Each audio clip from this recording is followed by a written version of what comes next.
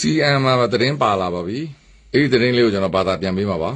This morning, remarkable access inside Myanmar, which is in the midst of a bloody military coup. One advocacy group says at least 550 people have been killed in the past 2 months. Protests continue.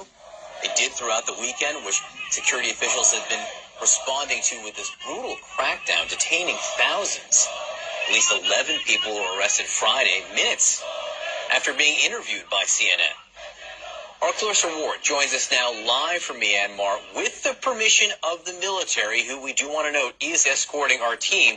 So, Clarissa, what's happening now? Tell us why it's so important for you to be there. သူက CM မှာပေါ့နော်အခုဒီမြန်မာနိုင်ငံမှာအာဏာသိမ်းမှုဖြစ်ပြီးတော့အပြင်းထန်ဖိနှိပ်မှုတွေလုပ်ပြီးတော့တချို့အဖွဲ့အစည်းတွေကပြောတာကတော့လူ900ကျော်တည်သွားပြီးလူအမြောက်များနဲ့အဖမ်းခံနေရပြီးပြီးတော့သူတို့ရဲ့ CN သတင်းတော့ကမပြပါရောက်နေပါပြီတဲ့အဲ့တော့အဲ့ဒီ CN သတင်းတော့နဲ့အမျိုးသမီးနဲ့သူဒါလိုက်လှမ်းပြီးပြောပါမယ်တဲ့အဲ့ဒီအမျိုးသမီးကတစ်ဖက်ကအာဏာသိမ်းစစ်ကောင်စီရဲ့လုံခြုံရေးအဆောက်အအုံများနဲ့သတင်းယူနေပါတယ်တဲ့အဲ့ဒါနဲ့သူအမျိုးသမီးကိုစပြီးမေးပါပြီ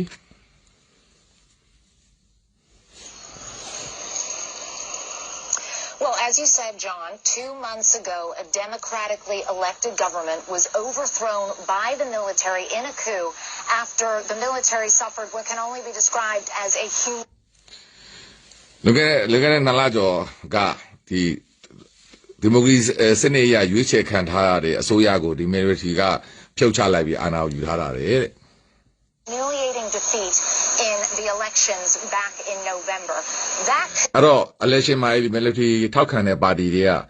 Show that we then now by Mare through and I think we look at has given rise to an enormous protest movement that has swelled across the country. Araja, and I think we put out an angle loma, Amia Sanabia Moody, a TJ, Chikebare. Put simply, the military does not have the support of the people of Myanmar. And as those... Arau, teaching Eddie Tamroa, the money Amashide, Pidumiae, Taukamu, Mayaba. And people have become more angered about this coup, so too... Arab Piduria, Eddie, Anademu, a TJ, Sexukajare. As the violent oppression of that protest movement by the military as... Eddie, Sanabia Moody, good, Eddie. Pimienta, Pinemuri, look at it. You said hundreds have been killed, among them dozens of children. Edema, Yanechi Biro, Atakaya Biro, Eddie Temama, Dazinechi, killing Eddie Baba. We wanted to come here to report on the ground because, simply put, John, no other journalists. Arua, the Anagrango, Aragu, Lara. Aregu di Anagrango, Lare, Aro di Anagrango. Naru, he drain out the young people, no? Let's see me bingo. The Chabe, drain out me, la women we would. International journalists have been allowed into Myanmar since this coup happened. Hello, Eddie, Fiana, they move Chitega, Bening and Gadrina Uma, la women you have a wood, and Arugo Pedro computer. Now we came with permission from the military, with all of the complications that entails, but we still felt that it was of vital importance to come here ourselves, to see what was happening, and to confront the people responsible for the violence. Hello, Rajangaru, the Queen you below, Dinangam, Arula gave Dinangama body, and Manigay Pipianida, Arula Chida, Ajo, Dinangama, Diduria below inside Alo, Arutibu, Lagera. And so, Clarissa, and I know all of this is delicate, but since you're under the auspices of the military, are you able to report freely? And also, in order to change the rain out there. That's why in me and you train Yayuguin, Lulas or Yayuguin City Lare. To through Yamiva, through the yoga. We had been assured prior to coming here that we would have independence and freedom of movement. We wanted...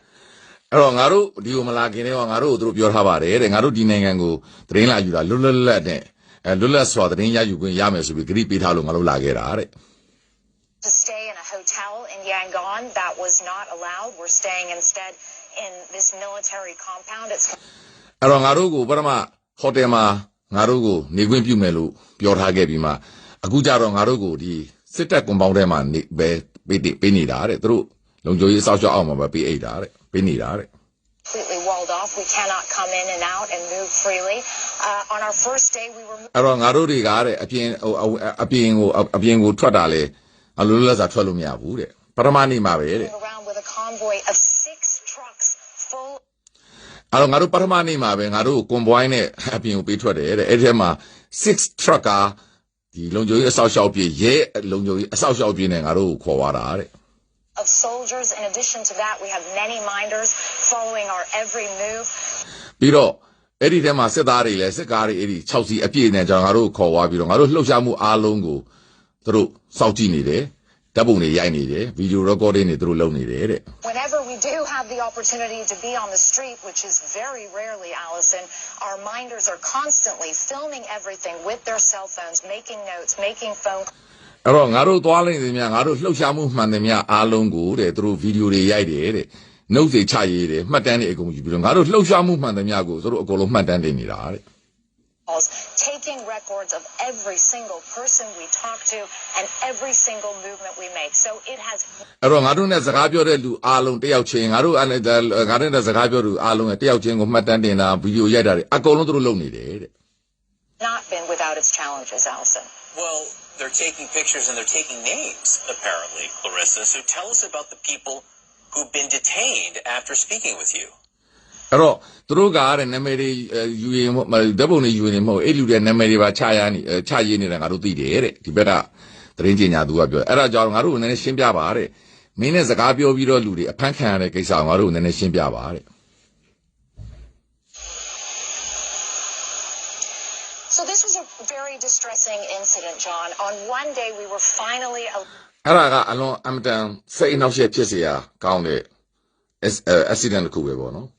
တနေ့ကြတော့တဲ့ငါတို့သွားခွင့်ပြုတယ်တဲ့ allowed to go to a public space, to an open market.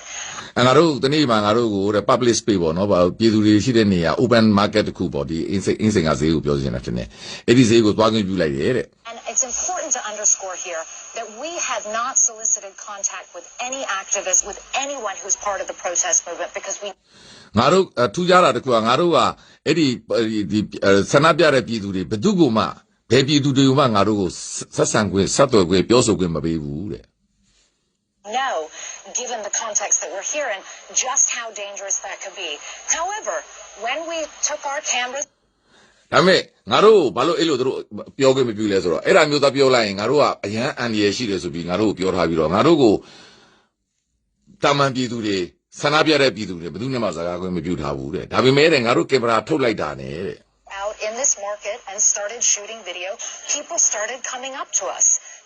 ငါတို့အဲ့ဒီဈေးမှာငါတို့ကင်မရာထုတ်လိုက်ပြီးငါတို့စပြီးတော့ဗီဒီယိုရိုက်လိုက်တာနဲ့လေလူတွေကထွက်လာပြီးတော့ငါတို့လာပြီးတော့နှုတ်ဆက်ကြတယ်တဲ့ People started giving the three-fingered Hunger Games salute that had အဲ့ဒါနဲ့အဲ့ဒီပြည်သူတွေကငါတို့ကင်မရာထုတ်လိုက်တာနဲ့သူတို့လက်သုံးချောင်းတွေထောင်ပြပြီးတော့သူတို့ရဲ့ဆန္ဒတွေချက်ချင်းပေါ်ထုတ်တာတဲ့ become the emblem, the symbol of this defiant movement. အဲ့ဒါငါတို့ဒီအဲ့ဒီဆန္ဒပြလှုပ်ရှားမှုရဲ့သင်္ကေတပဲအဲ့ဒီသင်္ကေတကိုသူတို့အဲ့ဒီဈေးထဲမှာငါတို့ကင်မရာထုတ်လိုက်တာနဲ့ချက်ချင်းပြည်သူတွေကလုပ်ပြတယ်တဲ့ And they came up and started telling us their stories. They told us they were frightened. They အဲ့ဒါနဲ့အဲ့ဒီလူတွေကငါတို့စီလာပြီးသူတို့ရဲ့ story တွေသူတို့ရဲ့အကြောင်းတွေအကုန်ပြောပြတယ်သူတို့ကြောက်တာတွေသူတို့အချောက်ခံနေရတာတွေအလုံးသူတို့ကိုချင်းချောင်းနေတာအလုံးပြောပြတယ်တဲ့ told us there is no peace there. And we အဲ့ဒါနဲ့သူတို့ကငါတို့ဒီမှာဘာမှငြိမ်းချမ်းမရှိဘူးဆိုတာလေသူတို့တွေကရှင်းပြတယ်တဲ့ save their peace. We felt it was important to give them the opportunity to have their side of the story on the record. အဲ့ဒါကြောင့်ငါတို့ကလည်းအဲ့ဒီသူတို့ပြောတဲ့ဟာကိုသူတို့ဘက်က story ပေါ့နော်အဲ့ဒီလာပြီးပြောတဲ့လူတွေရဲ့ story ကိုဟိုလေငါတို့ကအပါစေခြင်းတွေငါတို့တက်ဖို့ရိုက်ပြီးတော့ငါတို့နှစ်ဖက်မျှတာဖြစ်အောင်ငါတို့လုပ်ပြီးတယ်တဲ့ငါလုပ်ပြီးတယ်တဲ့ Shortly afterwards, however, we found out that many of them were detained. One ဒါပေမဲ့ငါတို့အဲ့လိုလုပ်ပေးလိုက်တဲ့အတွက်ငါတို့အဲ့လိုနှစ်ဖက်ကိုအခွင့်အရေးပေးလိုက်တဲ့အတွက်ငါတို့နောက်ပြီးလိုက်တာဟာကြတော့ငါတို့အဲ့လိုမျိုးလုပ်ပြီးတာနဲ့အဲ့ဒီငါတို့နဲ့စကားပြောတဲ့လူဒီအားလုံးအဖမ်းခံရတာငါတို့သိလိုက်ရတယ်တဲ့ woman actually ran after me while we were still at the အဲ့ဒါနဲ့ငါတို့အဲ့လိုမျိုးဟိုဈေးထဲမှာပဲရှိတဲ့အချိန်မှာအမျိုးသမီးတယောက်ကဖုန်းယူကင်ပြေးလာပြီးတော့ငါတို့လာပြောတယ်ပေါ့အခုပဲငါတို့နဲ့စကားပြောလူသုံးအောင်အဖမ်းခံလိုက်ရပြီဆိုတော့အဲ့ဒီအမျိုးသမီးကငါတို့ပြေးပြီးလာပြောတယ်ငါကိုယ်တိုင်ကြုံရတယ်တဲ့ market trembling like a leaf on the phone with someone who said အဲ့မှာသူကတုံကြီးပြီးတော့သူငါတို့ရှင်းပြနေတယ်တဲ့ that 3 people we'd spoken to had already been arrested. အဲ့ငါတို့စကားကနတော့စောစောကစကားပြောတဲ့3ယောက်တွေအဖမ်းခံလိုက်ပြီဆိုတော့အဲ့ဒီမျိုးသမီးကငါတို့ပြေးပြီးလာပြောတယ်တဲ့ We had the opportunity, however, to sit down with Myanmar's senior military အဲ့ဒါနဲ့ငါတို့ငါမှာတဲ့ငါအခွင့်အရေးရခဲ့တယ်မြန်မာနိုင်ငံကဒီတပ်မတော်ကစီနီယာဂျန်နယ်များနဲ့အခွင့်အရေးစကားပြောခွင့်ရတဲ့အချိန်အဲ့ဒီထဲမှာပြန်ကြားရေးဒုဝန်ကြီးနဲ့ငါစကားပြောခွင့်ရတဲ့အချိန်မှာအဲ့ဒါကိုငါမေးမယ်တဲ့ military leadership, the government spokesman himself, and we asked him why on earth these people had been arrested, and we urged him to release them. Take a listen. အဲ့တော့အဲ့ဒီချိန်မှာငါအဲ့ဒီအစိုးရရဲ့ပြောရေးဆိုခွင့်ရှိသူဘူချုပ်နဲ့ငါစကားပြောခဲ့တဲ့အချိန်မှာငါသူ့မေးတယ်ဘာကြောင့်မင်းတို့ဒီလူတွေကိုငါနဲ့စကားပြောပြီးဖမ်းရလဲဒီလူတွေကိုလွတ်ပေးဖို့ငါတောင်းဆိုတယ်တဲ့အဲ့ဒါသူနဲ့ငါနဲ့ပြောတဲ့အင်တာဗျူးကိုနားထောင်ကြည့်ပါတဲ့ We went to a market in Yangon, and ငါတို့ရန်ကုန်မှာရှိတယ်တဲ့ဈေးတစ်ခုငါတို့သွားခဲ့တယ်တဲ့ a lot of people approached us. အဲ့လူတွေအများကြီးကငါတို့ဒီလာချင်းကပ်ကြတယ်တဲ့ They wanted to talk to us. They ငါတို့ကိုစကားပြောချင်တယ်တဲ့ tell their side of the story. အဲ့သူတို့ဘက်ကဆိုင်ရာစတိုရီကိုငါတို့ပြောပြချင်တဲ့အတွက်ငါတို့ကိုချင်းကပ်ကြတယ်တဲ့ We subsequently found out that at least 5 of them were arrested. အဲ့ဒါပြီးတဲ့နောက်ဆက်တွဲအကျိုးဆက်အနေနဲ့ငါတို့သိလိုက်ရတာအဲ့ဒီငါတို့နဲ့စကားပြောတဲ့9ယောက်ကအဖမ်းခံလိုက်ရတယ်တဲ့ We have verified this independently. We have seen photographic evidence in some cases to confirm this. အဲ့ဒါကိုငါတို့ပြန်ပြီးတော့ပေချာအောင်ငါတို့ပြန်ပြီးတော့စုံစမ်းကြည့်လိုက်တာမှန်တယ်ပြီးတော့အဲ့ဒီသူတို့ဖမ်းခံရတဲ့ဓာတ်ပုံတွေလည်းငါတို့တွေ့ရတယ်တဲ့ Can you please explain why you would be arresting people for talking to us? What possible crime did these people commit? အဲ့ဒါကိုမင်းငါတို့နည်းနည်းရှင်းပြပါတဲ့အဲ့ဒီကတော့ဒီပြန်ကြားရေးဒုဝန်ကြီးကိုဘာဖြစ်လို့ငါတို့နဲ့စကားပြောတဲ့လူတွေကမင်းတို့ကဖမ်းရတာလေတဲ့ပြီးတော့အဲ့ဒီငါတို့နဲ့စကားပြောတဲ့လူတွေကဘာရာဇဝမှုကျွလွန်ထားလို့မင်းတို့ကဖမ်းရတာလေတဲ့အဲ့ဒီအချိန်မှာသူပြန်ဖြေပါမယ် ဘာရာဇဝမှုမှမကျူးလွန်ပါဘူး They haven't committed any crime. တယ်မဟုတ်ဘူး ဘာရာဇဝမှုမှမကျွလွန်ပါဘူးဆိုပြီးတော့ဒုတိယဝန်ကြီးကပြန်ဖြေပါတယ် ဒါနဲ့ပတ်သက် We saw it on the news yesterday, and I asked how many were arrested. 11 got arrested. တယောက်ဖမ်းဆီးခဲ့တယ် The security forces were worried that they would provoke others and start the protest in the market. အဲ့တော့ငါလည်းမနေ့ကအဲ့ဒါကိုသတင်းမှာကြားမှာငါလည်းတွေ့တဲ့ခါကျငါတို့စုံစမ်း17ယောက်ဖမ်းခံပါတယ်တဲ့အဲ့ဒီကလုံခြုံရေးဖွဲ့စည်းတွေကအဲ့ဒီငါတို့မင်းတို့နဲ့စကားလာပြောတဲ့17ယောက်ကပြီးရင်ဈေးထဲမှာဆန္ဒပြဖို့အတွက်လှုပ်ဆောင်မှာဖြစ်တဲ့အတွက်သူတို့ကဖမ်းလိုက်ရတာပါတဲ့ And that is why they got arrested. However, the government is arranging to release them as soon as possible. ဘယ်လိုပဲဖြစ်ဖြစ်တဲ့အစိုးရအနေနဲ့အဲ့လူတွေကိုချက်ချင်းပြန်လွှတ်ပေးဖို့လှုပ်ဆောင်နေပါပြီတဲ့ ဒါပဲတစ်ကတော့ We are now very relieved to be able to confirm that at least 8 of those 11 people and all 8 that CNN knew about have now been released. And ဘယ်လိုပဲဖြစ်ငါနည်းနည်းစိတ်ချမ်းသာသွားတယ်ပေါ့ငါတို့သိထားတဲ့ထဲက17ယောက်ထဲကနေငါတို့သိထားတဲ့8ယောက်တော့ပြန်လှုပ်သွားပြီဆိုတော့ငါနည်းနည်းလေးစိတ်လျော့သွားတယ်တဲ့အနည်းဆုံး17ယောက်ထဲက8ယောက်တော့ပြန်လှုပ်ပေးလိုက်ပြီလို့ငါလည်းသိရတယ်တဲ့ that is really, truly great news. But still, this just gives you such an idea of the situation that these people are confronting here. They can't even say on camera that they're ဘယ်လိုပဲဖြစ်ဖြစ်တဲ့ငါတို့အခုပြည်သူတွေကလမ်းပေါ်မှာရင်ဆိုင်နေရတဲ့တာကိုငါတို့ဆက်လက်ပြီးတော့ရင်ဆိုင်နေတာကိုငါတို့တွေ့ရတယ်တဲ့ frightened, that they want a better future, that they want democracy. သူတို့ရဲ့ဘဝအနာဂတ် better future အနာဂတ်ကောင်းမွန်တဲ့ဘဝကိုလိုချင်တယ်သူတို့ဒီမိုကရေစီကိုလိုချင်တယ် Without being arrested. That သူတို့အဖမ်းမခံရဘဲနဲ့သူတို့ဘဝကိုသူတို့ဆက်လက်တောင်းဆိုနေကြတော့မယ်တဲ့ is how threatened the military is by these people. And အဲ့ဒါကိုအဲ့ဒီလိုတောင်းဆိုနေတဲ့ပြည်သူတွေကိုအဲ့ဒီတပ်မတော်ကဘလောက်ကြောက်နေတယ်ဆိုတာကိုငါတို့ကတွေ့ရတယ်တဲ့ပြည်သူတွေကိုတပ်မတော်ကကြောက်နေတာဆိုတာငါကတွေ့ရတယ်တဲ့ by this enormously popular protest movement. အဲ့ဒါကလည်းအလွန်အမတန်ကြီးကျယ်သော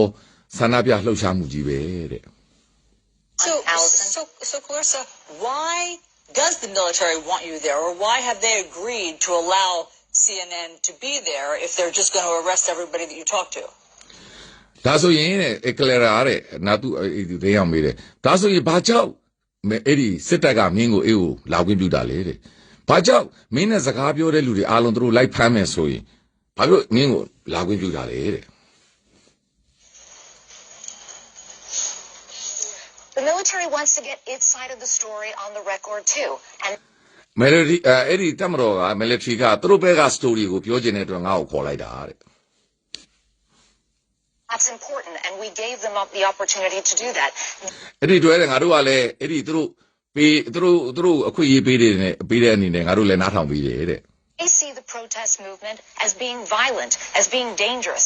အဲ့ဒါသူတို့ကအဲ့ဒီဆန္ဒပြလှုပ်ရှားမှုတွေကအကြမ်းဖက်နေတယ်အန်ရများတယ်ဆိုပြီးငါတို့ပြချင်တာတဲ့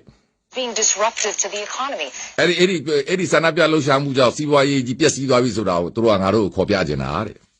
They say that if people allow the process to play out, that there will be elections again. အဲ့တော့သူတို့ကပြောတယ်တဲ့သူတို့ကelection ပြန်လုပ်မဲ့ process ကိုပြည်သူတွေကခွင့်မပြုဘူးဆိုပြီးသူတို့ကပြောနေတာတဲ့သူတို့ဒီရွေးကောက်ပွဲပြန်လုပ်ပေးမဲ့ဟာကိုပြည်သူတွေကဟန်တားနေတယ်ဆိုပြီးသူတို့ကငါတို့ကိုပြောချင်တာတဲ့ Within the next 2 years, they paraded as အဲ့ဒါနောက်2နှစ်အတွင်းမှာသူတို့ရွေးကောက်ပွဲပြန်လုပ်ပြီးပြင်ပေါ့လေအဲ့ဒီရွေးကောက်ပွဲပြန်လုပ်ပြီးပြင်မဲ့အစီအစဉ်များကိုဥဆန္ဒပြတဲ့ပြည်သူတွေကတောက်ရှက်နေတယ်ဆိုပြီးသူတို့ကငါတို့ကိုပြောတယ်တဲ့သူတို့ကပြောတယ်တဲ့ series of victims before us who told us stories about being threatened by the protesters, by humiliated by the protesters. They အဲ့တော့အဲ့ဒီဆန္ဒပြတဲ့လူတွေကဒီလှုပ်ထားလို့အန်ဒီဒဏ်ရာရထားတဲ့လူတွေဆန္ဒပြတဲ့လူတွေကချင်းချောက်ထားလို့အန်ရရတဲ့လူတွေကိုပဲငါတို့တို့ကခေါ်ပြတယ်တဲ့ဆန္ဒပြတဲ့လူတွေကချင်းချောက်ထားတဲ့လူတွေကိုပဲအန်ရရတာလေဒဏ်ရာရတဲ့လူတွေပဲဆိုတဲ့သဘောဒီဆန္ဒပြတဲ့လူတွေကြောင့်ဒုက္ခရောက်နေတဲ့လူတွေကိုငါတို့ခေါ်ပြီးတော့ပြတယ်တဲ့ took us to buildings that they said had been vandalized. အဲ့တော့ဖျက်ဆီးခံရတဲ့အဆောက်အဦတွေအားလုံးကိုလည်းဆန္ဒပြတဲ့လူတွေကဖျက်ဆီးနေတယ်ပါတယ်ဆိုပြီးတော့ငါတို့ကိုခေါ်ပြတာတဲ့ By the protesters. But when it comes to the idea of this 2-year process before which there will be elections, you cannot အဲ့ဒီသူတို့ပြောနေတဲ့ဒီ idea ပေါ့နော်ဟို2နှစ်အတွင်းမှာသူတို့ပြောနေတဲ့2နှစ်အတွင်းမှာဒီရွေးကောက်ပွဲပြန်လုပ်ပြီးမယ်ဆိုတဲ့ idea ပေါ့နော်အဲ့ဒီ idea ကို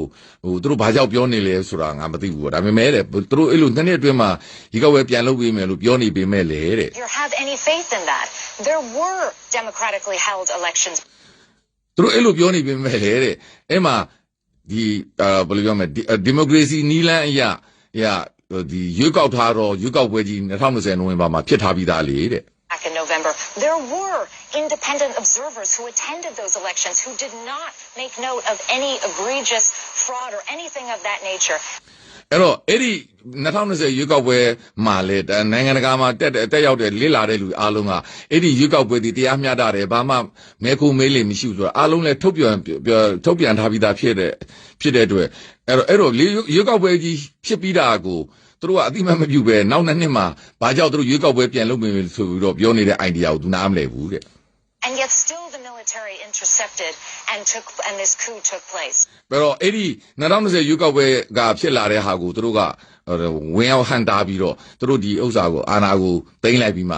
နောက်2နှစ်မှာရွေးကောက်ပွဲပြန်လုပ်ပြီးမယ်လို့သူတို့ပြောနေတဲ့ idea ကိုငါနားမလည်ဘူးတဲ့ Very few people here actually believe them when they say that there will be another chance at elections. And ဒီမှာရှိတဲ့လူအ ਨੇ စုလောက်ကပဲသူတို့အခုလို့ပြောနေတဲ့နောက်နှစ်တွေမှာရွေးကောက်ပွဲလုပ်ပြီးမယ်ဆိုတာကိုယုံတယ်ဘယ်သူမှမယုံဘူးတဲ့ after more than half a century of repressive military rule, အဲ့တော့ဒီရာစုနှစ်တစ်ဝက်ပေါ့နော်နှစ်ပေါင်း90ကျော်အဲ့ဒီ military ရဲ့ဖိနှိပ်မှုတွေအားလုံးကိုဒီကပြည်သူတွေအားလုံးကသိထားပြီးသားတဲ့ simply put, they're not willing to give up. They're not willing. အဲ့ဒါကိုပြောရမယ်ရိုးလေးပြောရမယ်ဆိုရင်တို့ဒီဘတော်မှအဲ့ဒီယာဒူပါဝါကိုလက်လွတ်မှာမဟုတ်ဘူးတဲ့ they are not willing to give up လက်လွတ်မှာမဟုတ်ဘူးတဲ့ to let go of the hard-won freedoms ဘတော်မှတို့လူတွေအားလုံးလွတ်လပ်မှုရအောင်အတွက်လုပ်ပေးမှာမဟုတ်ဘူးခွင့်လွတ်မှာမဟုတ်ဘူးခွင့်ပြုမှာမဟုတ်ဘူးတဲ့ that they have enjoyed in the last decade. တို့ပြီးခဲ့တဲ့ဆယ်စုနှစ်တွေမှာတို့ enjoy ပေါ့နော်တို့စားသုံးခဲ့တယ်တို့ပျော်ရွှင်ခဲ့တယ်တို့ရရှိခဲ့တဲ့အခွင့်အရေးများဖြစ်တဲ့ဒီယာဒူပါဝါကိုလက်လွတ်မှာမဟုတ်ဘူးဆိုတာကိုဒီမှာရှိတဲ့လူအများစုကယုံကြည်ပြီးဒါဖြစ်တယ်တဲ့ Bruce, if you have a sense if the military regime, their power is coalescing or growing at this point, where is it on the curve as you look towards these elections, 2 years from now? တို့ရဲ့အာဏာကအခုအချိန်ကနေနောက်2နှစ်မှာအပေါ်ရောက်သွားမလားအောက်ရောက်သွားမလားဆိုတာမင်းဘယ်လိုထင်လဲတဲ့ From what we've seen on the ground, the military does not have anything in the way of strong support from the မြေပြင်မှာတော့ငါတို့တွေ့ရတာတော့တဲ့ဒီအဲ့ဒီ military ကဘယ်သူမှထောက်ခံမှုမရှိဘူးတဲ့ထောက်ခံမှုဒီ military ပေါ်မှာဘယ်သူမှထောက်ခံမှုမရှိဘူးဆိုတာငါတို့မြင်နေရတယ်တဲ့ people. What they do have is sophisticated weaponry. What they do have is a large fighting force. There is no သူတို့မှာဒီဘာလဲလက်နက်တွေရှိတယ်အကြီးရှိတယ်သူတို့မှာ fighting force ရှိတာတော့အမှန်ပဲတဲ့ comparison in the scale of what you're seeing from the protesters versus what you're seeing from the military in terms of armaments, in terms of funding. And so the military does have that on its side, and it may well be that brute force wins the day here. What's very concerning to so many people, including the United Nations, who warned that this could turn into a bloodbath, is that ဒါကြောင့်သူတို့ဘက်မှာတော့ကြီးမားတဲ့လက်နက်ပဲရှိတယ်ကြီးနာပဲကိုရင်းပဲရှိတယ်ပြည်သူဘက်မှာကတော့သူတို့ဘယ်သူမှမထောက်ခံဘူးဒါကြောင့်ကုလသမဂ္ဂအပါအဝင်နိုင်ငံတကာအားလုံးကကျေးဇူးတင်ပါတယ်တဲ့အားလုံးကပြောနေတာက imminent bloodbath ပေါ့နော်မြန်မာနိုင်ငံမှာသွေးချောင်းစီးမှုကြီးဖြစ်တော့မယ်ဆိုပြီးတော့ကုလသမဂ္ဂကပါပြောနေတာတဲ့ဒါဒီအခြေအနေတွေကြောင့်ပြောချင်တာက military တွေဘက်မှာလက်နက်တွေ